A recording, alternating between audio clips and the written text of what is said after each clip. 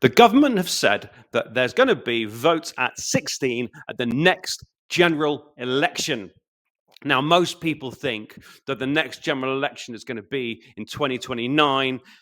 So, if it is, people born in 2013 will be 16. So they are 12 right now. So people who are 12 right now, normally elections in the summer kind of now. So anyone who is 12 years old or older will have a vote in the next general election.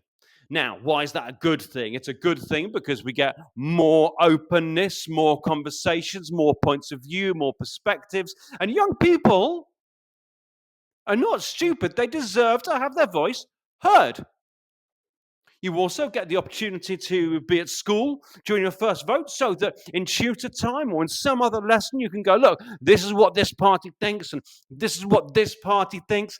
And we get into the details. So actually, maybe the 16-year-olds are better informed. Better. Not as informed, better informed than everybody else. Maybe.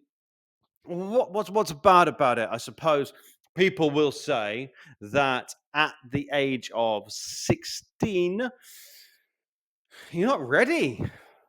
You're not ready to look at the future, take the big decisions. I think, I don't mean to be mean, but I think that's nonsense because no one's ready to take the big decisions. Like, who can really tell what they want the future to be? What is their vision of the future? Which party meets it best? But you know what? When you're in school, you can have that conversation. You can be getting it done. You can be living your best conversational life. Unlike people on the street. People who, listen, I run hustings. Every time there's an election, I go to my local church, we get all the candidates together, and we sit and we listen and we talk. And it's wonderful. And there's questions from everyone. And we really get into what everyone thinks. The church is almost always pretty full, like 200 people, right? 300 maybe. I don't know how big the church is. But that's not most people. Like, most people don't go to hustings. Most people don't watch the debates on TV. Most people just have a vibe. Most people will vote for the same party their whole life. Most. Is that a considered opinion? Is that a considered opinion that a 16-year-old can't have? Of course it's not. Of course it's not. 16-year-olds make a lot of decisions. I mean, in 2025, life is different. I don't know how old you are, of course, but life is different in 2025. I'm 44. So I was born in 1980. I was 16 in 1996. Life was different then.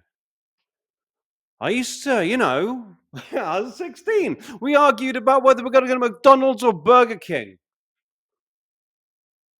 Actually, there was a car park near where we were that had like Burger King vouchers on the back of the car parking stickers. That was good. We often use them.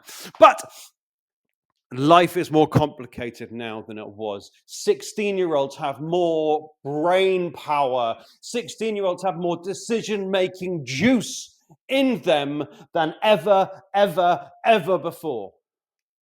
16-year-olds can vote in Scotland. 16-year-olds can vote in Wales.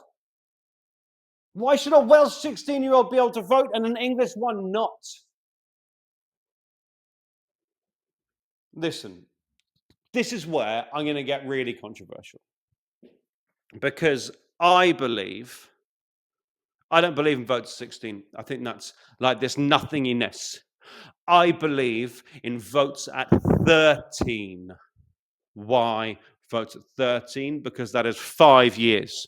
That means that every single child goes through a general election while they are at school. So you set up the school hall as a polling place. Kids come to school as normal, and then during registration or whatever, off they go, cast their vote. They look at who's promising what. What are the promises? That's what they're looking at. What are the promises from each party? And they're choosing, they're making a choice. They've discussed with their teacher.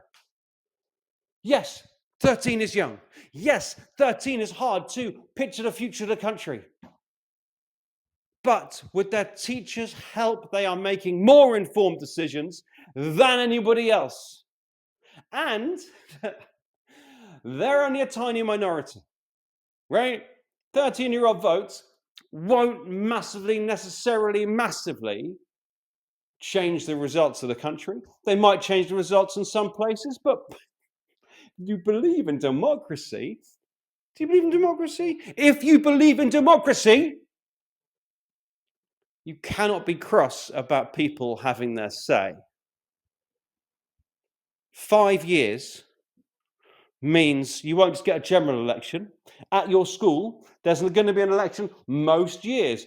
County council, parish council, police and crime commissioner, mayor, like all of these things need elections. So most years, 3 out of 5, 4 out of 5 years, there is an election.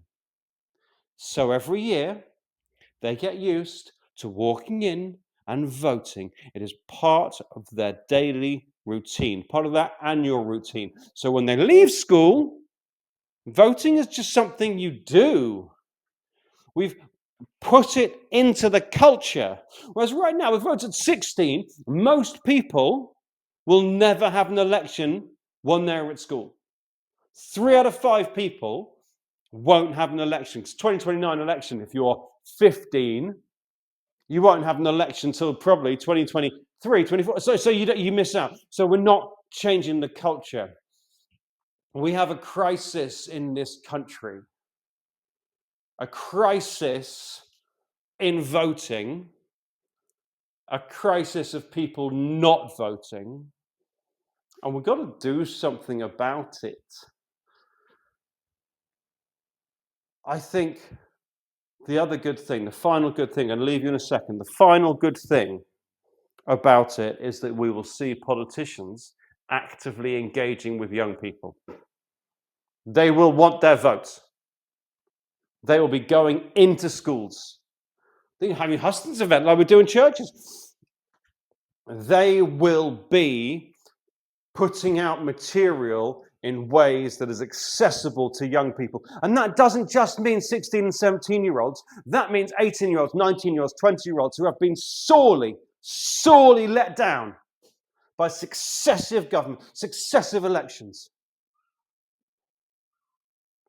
Good materials, young people being listened to, school support. I like it. I like it a lot.